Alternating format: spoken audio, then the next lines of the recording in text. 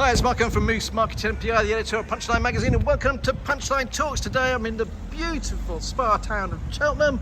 I'm here with Paul Jones, who's the Executive Director of Finance, Assets and Regeneration. Thanks, Mark. Okay, bit of a mouthful. And Rowena Hay, who's the leader of Cheltenham Borough Council. Thanks ever so much for inviting me today. And we're here because this is up for sale, the Municipal Office.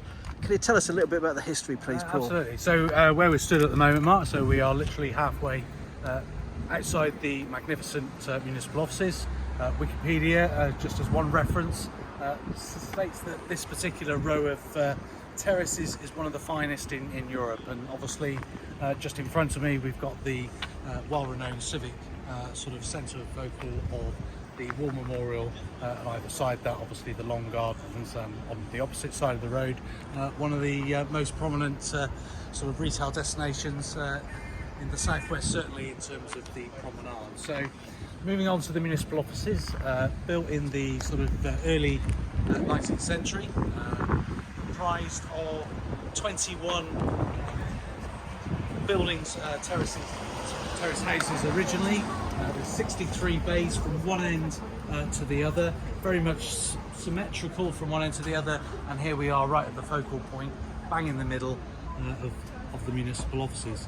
So I guess in terms of the history of the Cheltenham Borough Council, we made our first purchases, I think it was 4 or 5 properties in the 1914, and that was followed by a further 9 acquisitions taking place right up to the 1950s and 1960s. And as you said, having been the residents of Cheltenham Borough Council for over 100 years now, I think we've come to the conclusion that actually it's served its purpose for our home, and it really needs a new lease of life and another legacy for the next generation. Now, it's a big space, isn't it? That's the whole thing about this building, and why the council have been thinking for a long time to part with it, because let's be honest, it's 5 floors, 3 of them are pretty empty, and we're going to have a scoot round and have a look what's here. Yeah, but it's really important. What we do need to remember about this building is that, as Paul said a minute ago, it is an iconic building, and it's really important in terms of our placemaking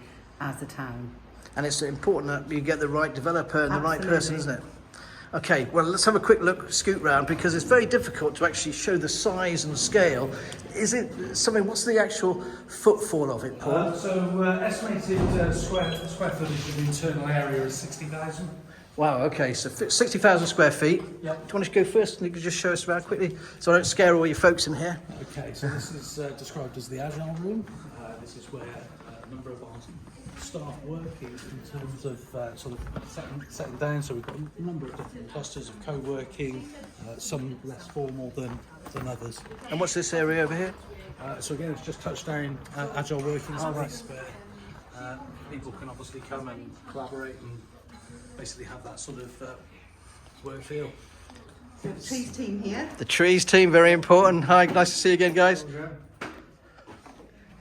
We have our revenues and benefits in through there, Okay.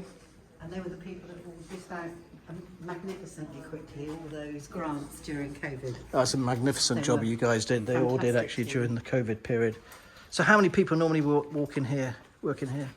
So on average, probably got about 20. Right, 20 okay. in here, probably about another 30 next door, and then another 40 in the sort of first area that we came through. Okay, so you're going to take me to the next floor up, is that right? Or we're going down to the basement? No, so we're going to go. We're going to actually go back into main reception and see a bit more of the sort of civic function in terms of the council chamber and the committee suite. Okay, fantastic. Right, we're going to scoot around this bit quite quickly then. So how many people normally work in here, Paul? So as we said, there's probably about 30 in here, and then in this big section here, there's probably on average about 40, 50.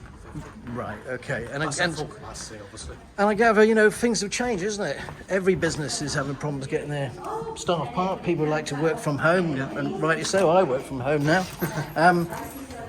You know, and the offices need to be repurposed. It's quite an old building, isn't it?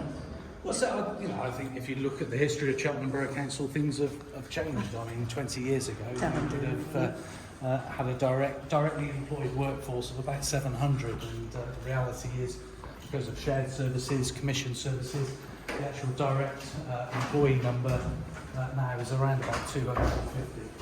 A building of 60,000 square foot is clearly too large for a sort of workforce of that size. Now, obviously, we've just come through the reception area. These little offices are where council people can meet the general public and discuss. Benefits advice, housing advice, police, revenues, all sorts. Anybody can come in and make an appointment to see somebody, so housing, homelessness. That's what this bit is all about. And then we go through. So this is behind the scenes now. So that's a public area. This actually is a public area as well. Right. Although you've booked, so this is taking us through to the committee suite, which is, there's a number of spaces that officers meet, public meetings are held, and this is where the council chamber is. Right, okay. You've got a smaller room here.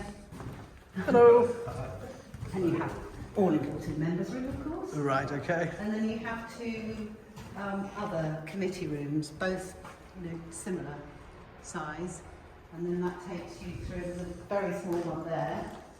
And then this is the council chamber, which is, it's a very splendid room, but actually in today's, it's only used half a dozen times a year. Wow, is that all? It's only used basically primarily for full council meetings. Wow, what a great building.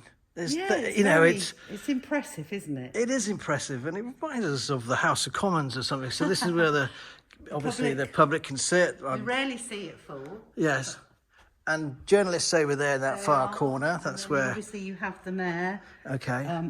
Who is chairman of the council, and then you have, generally speaking, you've got the administration. So I sit at the back. Come on, Rowena, show us where you sit. Come on, I'll follow you. I'll follow you around. Yes, why not?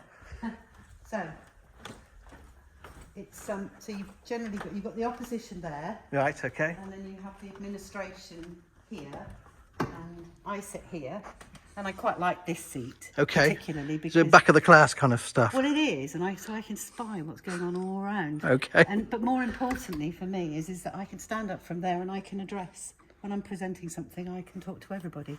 I might have my back to the mayor, which you're not really supposed to do, but it's these guys that I need to talk to.